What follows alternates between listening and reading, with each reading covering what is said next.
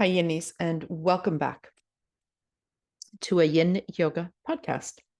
If we have not met before, my name is Nick. Welcome, welcome. For those of you that are return listeners, welcome back. Couple of things to mention before we dive into today's episode. Today's episode will be about the TCM Daoist view, or a very brief overview of spring, because that's where we're headed now, spring. In fact, I think when this comes out, we will have just hit spring. The time of recording, we're still a little bit in winter, but we will be in spring soon enough. So we're going to do a bit of an overview on spring according to Chinese medicine and Taoism and see what kind of wisdom we can glean from that. But before I get into that, a couple of things to mention. Some of you listeners may have heard me say that I have new kittens, and I have one currently, and she's off, was on my lap. And so you may see some kitten cameos. It's possible. As they there's a tail right there for those of you watching on YouTube. So there may be some kitten cameos, or you may see me picking a kitten up and moving it if they're going a little crazy and doing their best ninja moves on my lap while I'm recording. So that's thing number one. Thing number two, dear listener, is that these are adults having adult conversations with adult subject matter. So if you have small people around, headphones might be a good idea. I have the soul of a mermaid and the mouth of a sailor. And also sometimes we get into some intense topics on this pod that are not always for small ears. So make note of that. And then the third thing is I just want to read a little podcast love that I received recently, and then we'll get right into today's episode. So this was, I believe, on either Facebook or Instagram. I think Instagram. And it's by Maya Lewis. Or is it Mia Lewis? M-I-A. Is that Mia or Maya? Not sure. Either way, thank you. And this is what it says. Nick Danu, your podcasts are a magnet.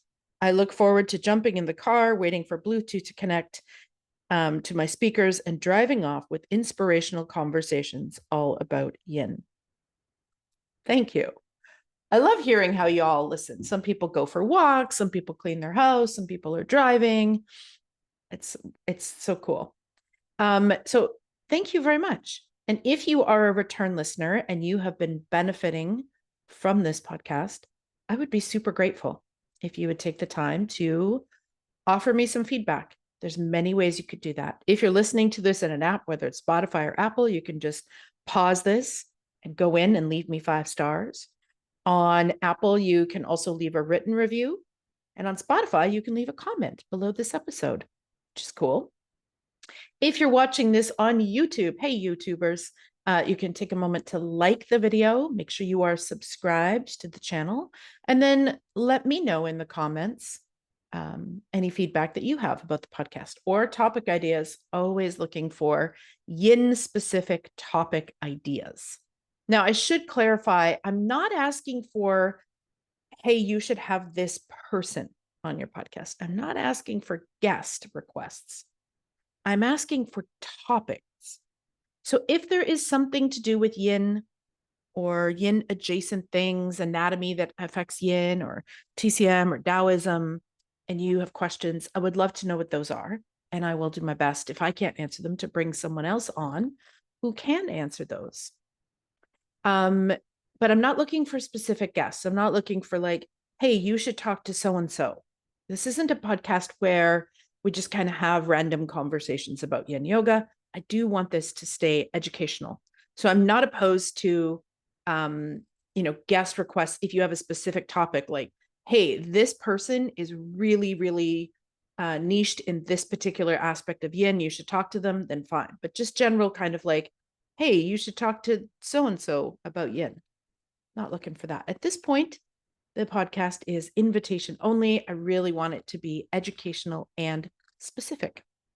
And those of you listening can't see this, but those of you on YouTube have now seen one of the kitten cameos. This is Padme. Padme means lotus. She's a little ninja. Her sister is sleeping, but this one is purring, which I don't think the microphone picks up because I have On Zoom, I have that noise cancellation on because I live in a very noisy neighborhood. So I don't think it picked up her purring, but she's here purring nonetheless. She's also a fan of the podcast. She's often here helping me, air quotes, record episodes. Okay, my friends. So if you have been loving the pod and you haven't taken a moment to give me some feedback, again, you could do that on Apple, Spotify, on YouTube, or just on Facebook or Instagram. Send me a DM, or if I post an episode on Facebook and you've been getting something about, from it, let me know in the comments. I would love to know your feedback. Okay, my friends, today we're going to talk about spring as it affects our yin yoga practice or just our life. So from the Daoist sort of TCM perspective, and this will be a kind of a brief overview because I go into this much more in depth in my teacher training, but this will be a little overview for those of you who want more info. I also have done this on other seasons, and I've done a 5-element 101 overview of kind of a brief overview of all of the elements. And so, those are all available if you want to learn more. If you want to see other episodes I've done, so if you ever hear me mention that I've done an episode on blank, or I've done an episode on this, in the show notes, there is a link to a document. It's just a Google Doc, which houses all of the episodes that I have done. It's very simple. It just says the season, the name or topic, and then a link. So if you ever need to look something up, you just want to nerd out and do all of my former episodes, please know you can do that in that document. And the link to that is in the episode notes. Okay, shall we begin? First of all, I must tell you, I must confess, spring is my favorite season. It always has been from the time I was quite small. And I used to think it was because where I'm from, we had long winters and it took forever to get to be spring. And so when spring came, I was just extra eager, extra excited. But now I live somewhere where actually our winters are fairly mild by Canadian standards. We get snow for max like 4 days a year, if that even. And spring comes early and fall is stunning. We actually get 4 whole seasons here, which is amazing. But spring is still my favorite. I don't know if it's the extra light or if it's just the energy of that kind of newness, or if it's all the flowers. Where I live on Vancouver Island, let me tell you, friends, there are flowers here I had never seen before until I moved here. My first year here, I walked around like a complete nerd taking pictures of all these flowers that I had never seen. So I'm not sure all of what it is. Maybe it's because I am a wood constitutional element. I'm not sure actually what my element is. For those of you that are like, what is that? So in 5-element acupuncture, although we all have all the elements in us, we have certain ones that are more dominant, kind of a 1, 2, 3, that are the most dominant. And this is not something that I have the expertise to talk about, but I will look at bringing someone on who does. So I don't know for sure, but I have a sneaking suspicion that wood is in my 1 or 2 spot. So it could be that. I don't know. But whatever it is, spring, glorious spring. Oh my God, I love spring. Okay. So let's do a little bit of an overview of the springtime of year and the element of wood, which is connected to springtime. And we'll dive right into that. So first, my friends, I have just a couple notes here. Okay. So as I mentioned, the wood element is connected to spring. The color is green. It is considered to be new yang. So we're just leaving the sort of yinnest of the yinnest of the yinnest times of year in wintertime.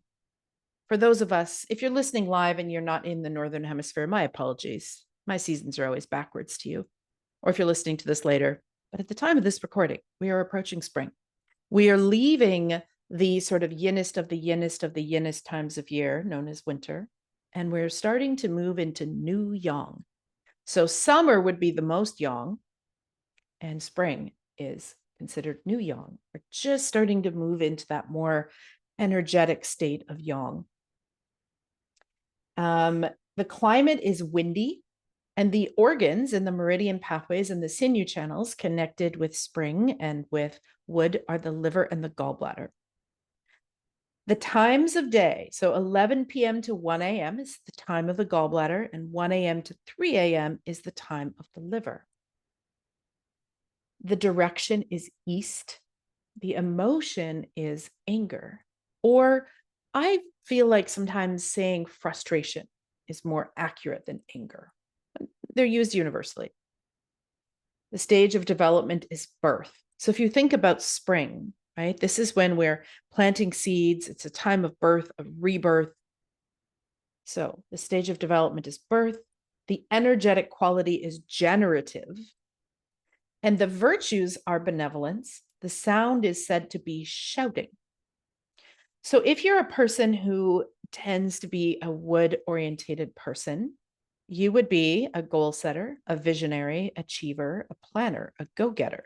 You would be task-orientated, a list making, and they tend to live in the future. Raises her own hand to all of that.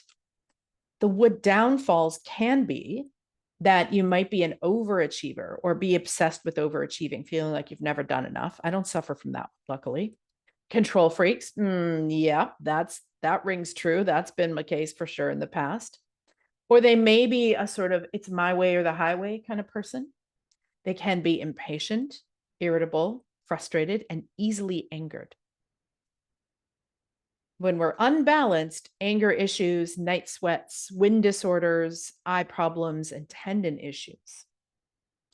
When in balance, one thing we need is a job that we can thrive and grow in. We don't like to be stuck. I'm saying we as if I know for sure that I am wood. I just know I have some wood for sure. It's either one or two. I don't know. But they don't like to be stuck. They like to be constantly moving, taking breaks as it's necessary. But there's this forward movement, this forward propelling. A diet that is good for the wood season and the spring is lots of green vegetables, fewer fats, green apples, kale, spinach, some sour foods, artichokes, lean meats, pickled vegetables like sauerkraut, or liver as an organ meat. And they say that the best exercises for a wood person or for the wood time of year are yoga, stretches, tai chi, and walking in the forest, which is amazing because those are all of my favorite things. So there's a little bit, I'm going to go into just a little bit more in depth about the wood season. And this is taken from my teacher training. So it's a bit of an abridged version. It's not the whole thing, obviously. This here's one of my favorite quotes about this time of year. Notice that it is the stiffest tree that is most easily cracked, while the bamboo and the willow survive by bending with the wind. That is by the much beloved Bruce Lee. The element archetypes are the architect and the contractor. I'm going to get into that in a little bit more in just a few moments. The spirit is the hun, and the chi direction or action is outward. Okay, let's get into some of this a bit more. So in Chinese medicine, there is a sort of physical function of the liver, which I'm going to get into less here because I want to talk more about sort of the philosophical, mental, emotional aspects. So the liver is responsible for our emotions. It houses the hun, or our spiritual consciousness. It's the liver that motivates our higher desires and our passions through our thought process, helping us control our speech, our actions, and inspiring our interpersonal relationships. The hun uses the shen, which is the heart's spirit, which I've talked about briefly before in the summer episodes. You can check that one out, to manifest and show our intelligence, our spirituality, our intuition, dreams, introspection, creativity, imagination, respect, ideas, speech, and love and enthusiasm for life. The liver is our life's purpose waiting for action. The liver is your life's purpose waiting for action. Mental functions that are affected by the Hun are thinking, sleeping, consciousness, focus, strategy, insight, and wisdom. The Hun, the spirit of the liver, is rooted in the liver's blood. So if the liver isn't healthy, that can disrupt sleep, things like floating off, sleepwalking, or even out-of-body experiences like astral travel, difficulty separating dreams from reality. A liver that is in harmony is needed for planning that has insight and wisdom. And people with a well-rooted Hun can make skillful decisions and plans using insight, wisdom. The gallbladder has, of course, the anatomical functions that we know about with bile, et cetera, et cetera. I'm not going to get into that too much. I'm going to stay in the sort of philosophical realm here. The gallbladder also controls our judgment. So the liver controls planning, and the gallbladder controls our ability to make decisions. And these two functions are totally interdependent. The gallbladder is responsible for our courage, direction, and our initiative. The courage to make decisions, to act, to make changes, and for positive and decisive action. A deficient gallbladder qi can result in indecision, timidity, and easily becoming discouraged. So the relationship between the liver and the gallbladder is one of my favorite relationships of paired organs. Each of these meridian and organ pathways and sinew channels have paired organs. And this is maybe my second favorite. I think maybe the heart and pericardium relationship is special to me as well, but that is in a previous episode on summer. But this relationship between the liver and the gallbladder is that the liver dreams and envisions, while it's the gallbladder, on the other hand, that has the courage to make the choices and take action. Without the gallbladder, the liver would be nothing but a frustrated dreamer. And without the liver, the actions and decisions of the gallbladder would be uninspired and without purpose. So they really do depend on each other. Here's a quote by Lao Tzu: "A man with outward courage dares to die. A man with inner courage dares to live." So I mentioned briefly, and again, this is going to have to be kind of just a very brief overview because I'm not a 5-element practitioner. I hope to have some on the podcast to kind of flush these things out a bit more. But I mentioned that each of the elements has a personality type that's attached to it. So although we all each have all of the 5 elements in of us, there might be 1 or 2 that are more dominant. We have kind of a top 3, right? So if you are a wood element archetype, and again, remember the wood element is connected to spring, which is why I keep talking about the wood element, then here are some qualities that you may possess. The primary emotions for the wood element are frustration and anger. If the wood element is in disharmony, this can affect one's ability to have a healthy relationship with anger. This can either lead towards impatience and irritability and be quick to anger, or to have an inability to feel or express frustration or anger, even when the situation warrants it, which can lead to spiritual bypassing or repression. That can also lead to drug and alcohol abuse or any addiction. So frustration and anger, if used in healthy ways, lead to spiritual and emotional growth, to the passionate pull to make change, both in oneself and in the world around us. It is the fuel of evolution, revolution, activism, and change. So a little story from my own life, and this is one of the reasons why I think I may have either wood in number 1 or 2, not sure, is that I have always been activist minded. Now, I will say though that now in hindsight, as an adult who's done some work on myself, I also realized that some of my sort of angry activist archetype was actually repressed childhood anger. So I had a childhood that was less than functional, let's just put it that way, and didn't have access to therapists or even another adult on a regular basis that I could talk to about, what was going on in my childhood. My grandma was around, but I only saw her occasionally, and she did her best to kind of make up for what wasn't happening at home, but there was a lot not happening at home. And so in my early 20s, I remember, I think it was about 19 or maybe 20, 21, somewhere in that range.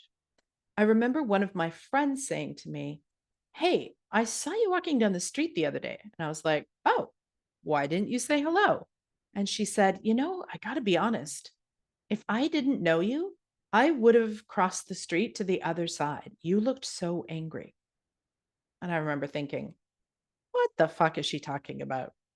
I mean, sure, I'm an activist. I listen to punk. I listen to metal. I'm an edgy kind of gal. Sure, okay. But so angry that you would avoid me? Really? And so I kind of took it with a grain of salt. Now, of course, it had buried its little sliver in the back of my head, to use a wood pun. And it was there. I was thinking about it off and on. And one day I was getting ready to go out with my friends, and I happened to be just kind of pacing around my house, getting things together, getting ready. And I walked by a mirror and I caught a look at myself. And then I knew exactly what she was talking about. I was so angry looking. I was so angry also as well. And right around that time, I, realized, oh, I've got a lot of anger. Where is this anger coming from? Started thinking, perhaps my childhood. And so I actually confronted my mother and I said, "I'm a mess. And here's why. And here's what's wrong with my life. And blah, blah, blah. And it's all your fault. And it's because of, what happened in my childhood and yada, yada, yada." And she looked at me very calmly and she said, "You're right.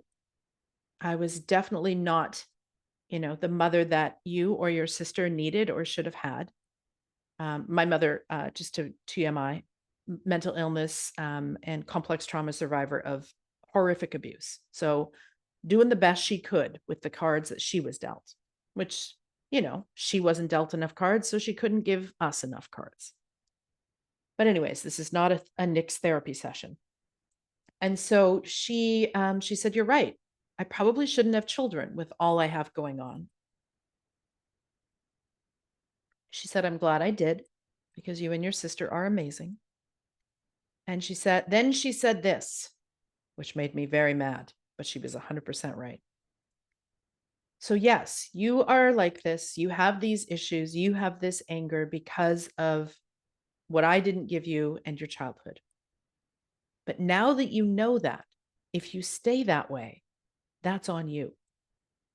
Which of course made me very mad and annoyed, but she was right. You see, when I didn't know that I had all of this sort of repressed anger from my childhood that was like coming out in my life, in my activism, in my relationships, just on my face as I was walking around. When I didn't know that, of course, I couldn't do anything about it. But once I knew, now, regardless of who was to blame, it was on me to fix that. And so I did. I started some therapy. I did all the self-help. We won't get into all that. Fast forward, and the reason that I'm mentioning this is to lay out some examples of anger and how unhealthy anger can show up. I have another story about somebody else as well. So fast forward many, many years. Now at this point, I'm in my 30s and I've been doing yoga for several years, and I've finished my teacher training, and I'm just starting out as a teacher, and I'm still doing hair because that's what I did before yoga. So I had just graduated my teacher training. I was just getting to that point where I was putting out the yoga resumes, et cetera, et cetera. And I was in the salon I was working at, and myself and a colleague were trying to put together one of those hydraulic chairs that, pump you up. when you're at the hairdresser. And so one of us was doing the hand part of putting it together, and the other one was holding and passing tools. And so I was doing the putting together. And so I asked her for a tool. I don't even remember what tool. It could have been a screwdriver. Can you pass me that screwdriver? And you know how sometimes you can't see something even when it's literally right in front of your face? Like you're looking literally right at it and you just, what? What do you need? What? Where? So she was doing that, right? It was literally right by her hand, but she kept going, sorry, what? What tool? What screwdriver? What? Where is it? What? She couldn't find it. She couldn't find it. And so I just kept repeating what I was asking for in slightly different ways. Oh, the blank screwdriver. It looks like this on the end. Or, the one that's just by your left hand, or it's literally right there by your middle finger. So I just kind of kept explaining patiently and calmly where the thing was that I needed her to pass me. Eventually she was like, oh my gosh, it's right here. And she handed it to me. And then she looked at me and she said, I can't believe how patient you are. If that was me, I would have just like dropped the chair I was working on and just been, oh, for fuck's sake, and grabbed the tool myself. So that's when I realized that this yoga business had had its way with me. See, I had moved from having a bunch of repressed childhood anger that I was taking out on the whole world, directly and indirectly, to being remarkably patient. Now, I want to be really clear. I'm not saying that yin yoga did all this and that my yin and or that my yoga and my meditation practice took me from being, an angry, angsty, bitter, young person due to my childhood into this patient sage. That is not what I'm saying. There was also therapy and lots of self-help work and time in between there as well. But I will say that my yoga and my meditation practice were also a huge part of the handful of things that I picked up in between there that made a big difference in my patience level. Now, can I still tend to be impatient? Sure, of course, I'm human. And how well resourced I am in my own self-care, how grounded I am in my own life, of course, will affect that. One thing I notice in society in general is that there's a lot of unresolved trauma that is showing up as cancel culture, and people freaking out on people in social media, et cetera, et cetera. So culturally, we have a lot of unhealed wounds when it comes to anger. We have a lot of unhealed trauma from our childhood. And when we can identify that, oh, this is my trauma talking, we're going to think it's about that person that posted that meme on the internet that's inconsiderate or not inclusive or whatever the thing may be. And then we end up going off on them. Now, if you're not a person who does that, which I'm not, and go off on people about memes, but I'm sure we've all experienced it. And I'm sure we have all either seen someone get canceled on social media. Cancel culture is a real thing. Or, maybe we've been canceled on social media or had a bunch of negative comments from what we might call trolls, or maybe just your own followers. And again, this sort of expression of a disproportionate amount of anger to what was in front of them, this just screams unresolved trauma. So when we have a whole culture of people that have not dealt with their shit, we're going to have a lot of anger. And a lot of anger in unhealthy ways. So when your anger is unhealthy, when you don't have a healthy relationship to your anger, it could tend towards impatient, irritability, being quick to anger, or an inability to feel or express anger even when the situation warrants it. That's the other side of the coin. Case in point example, I had a dear friend for many years who grew up in a household where her father was extremely angry, quick to anger, very volatile, violent, even especially like just to things around the house, but also to her mother at points. And this was something that she grew up with. And her father really was, quite a lot of toxic anger. He's gotten some help and he's doing much better now. But there was a lot of outbursts and yelling and even abuse. And so this is what she grew up with. And so as a small person, the way that she processed that was that anger was bad And so even if she felt anger that was completely justified to the situation, she'd push it down. She didn't acknowledge, admit, or process her own anger because she had this message from her childhood, understandably, that anger was bad, anger was destructive, anger was evil, all of these things. And so she repressed all of her anger, which is also not good. That can lead to spiritual bypassing, like, oh no, everything's fine, good vibes only, nothing to see here. I'm fine, everything's great. I'm just so blessed. I'm so grateful all the time. So spiritual bypassing or repression that can lead to passive aggressive anger. So to outbursts. Here's another story. I will not say who, because this person is still with me, but somebody close to me in my life, very close to me in my life, deals with this. Again, didn't have a way to comfortably, safely express anger, so doesn't, and just kind of swallows that bitter pill. And then once every 6 months or so, will totally freak out over something that is incredibly minor, and usually with their partner, the person closest to them. So, they have anger that comes up with this partner all year. And instead of saying, hey, like, I don't like that when you say that, or I don't like that when you do that, or that hurt my feelings, or whatever it is, they just repress it. They swallow that bitter pill until they're so full of bitter pills that once or twice a year, they explode over something incredibly minor. And to the outside eye, if you didn't know the pattern in the relationship, you would think, seriously, you're that mad about that? But it's not about that. It's about all the other things throughout the whole year. So those are some examples of anger not being dealt with healthily. Another stereotype that can happen a lot, and I know this from myself being in activist circles. So one of the archetypes for the wood element is the activist. But what can happen in activist circles, I know from experience, is that there are a lot of activists that are actually using their activism as a way to express their unprocessed anger about things that have nothing to do with the cause that they're standing for and everything to do with their own life. I did it as an activist. I've been in circles where I've seen it happen rampantly. So yes, maybe they are really upset about the dolphins or whatever the case may be. Maybe that does upset them.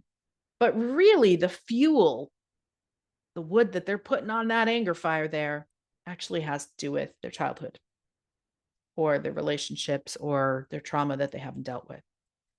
And I experienced this myself. So I've been an activist my whole adult life, and it's taken on different shapes at different times based on my own needs, because I've also suffered activist burnout many, many times. So I often joke and say, I was an activist before there was a term social justice warrior. My very first protest was a solo protest. I was in junior high. And most of the kids my age were kind of like, oh, who are you taking to the dance? And what are you wearing to the dance? And, that's what their concerns were. But I was a bit of a serious kid right from when I was small. And I've always been really obsessed with like justice and fairness, etc.